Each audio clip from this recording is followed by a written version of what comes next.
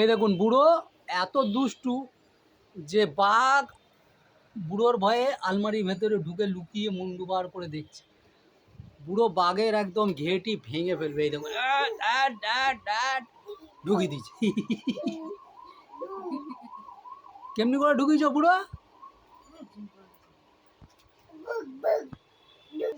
যা আমার থাক, মাঝে মধ্যে আমার লোকটাও দেখতে হবে।